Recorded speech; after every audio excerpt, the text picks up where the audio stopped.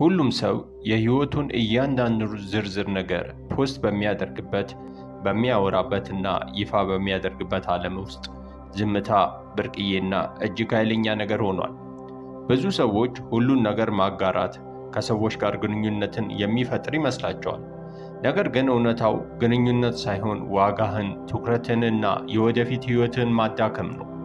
ዛሬ ስኬታማ ዲሲፕሊን ያላቸው እና ተጽዕኖ ፈጣሪ ሰዎች በዝምታ የሚከተሉትን አንድ መርህ እንረዳለን።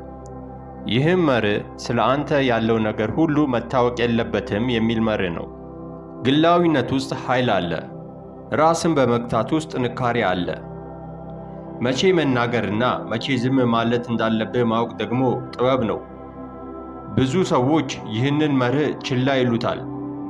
ነገር ግን እድገትህን፣ ሰላምህንና የወደፊት ህይወትን ለመጠበቅ ከፈለግ ልታዳብረው የሚገባ ትልቁ ዲሲፕሊን ይህ ነው። ሰዎች እያንዳንዱን ሐሳባቸውን፣ ዕቅዳቸውንና ስሜታቸውን የመግለጽ ከፍተኛ ፍላጎት በሚሰማቸው ዘመን ላይ ነው ያለነው። ነገር ግን አንድ ነገር መናገር ስለቻልክ ብቻ መናገር አለብህ ማለት አይደለም። መረዳት ያለብህ ነገር ትኩረት ማለት አጋርነት ማለት አይደለም። ሰዎች ስለሰሙ ብቻ ካንተ ጋር ናቸው ማለት አይደለም።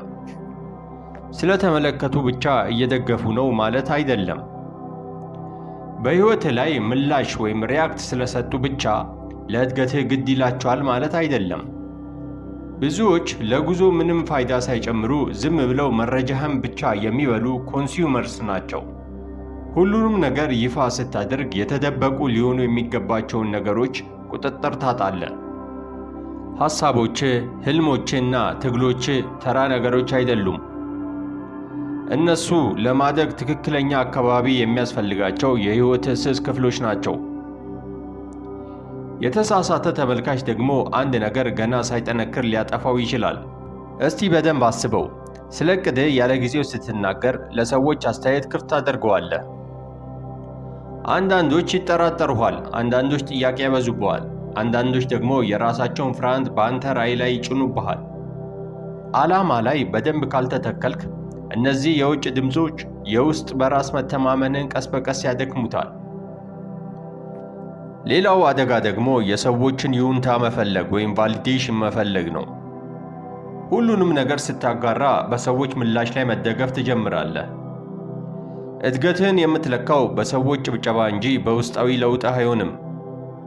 ይህ ወጥመድ ነው፣ ምክንያቱም ሰዎች ካጨበጨቡልህ ያበረታሃል፣ ችላ ካሉ ደግሞ ተስፋ ትቆርጣለህ።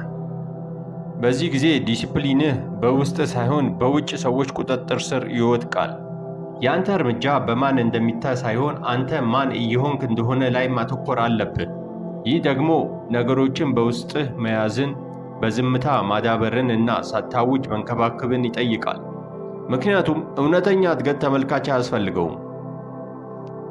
እንዲያውም ሰውን በእውነት የሚለውጡ ትልልቅ ለውጦች የሚከናወኑት በግል ወይም ኢን ፕራይቬት ነው።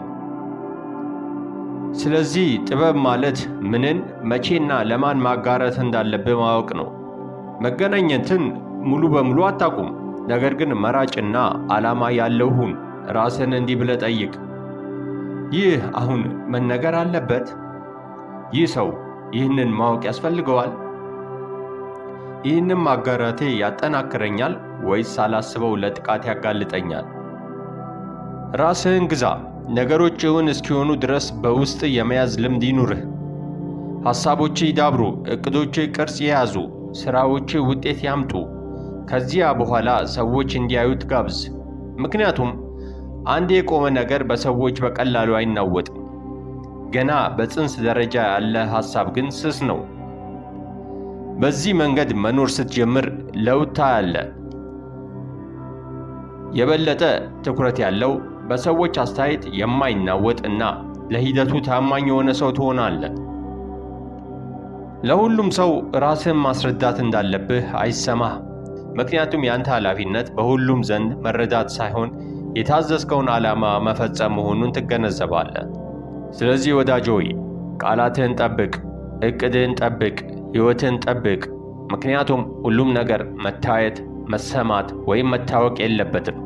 ይህንን የተረዳ ቀን ከብዙሃኑ የሚለይ የጥበብ ደረጃ ላይ ትደርሳለህ።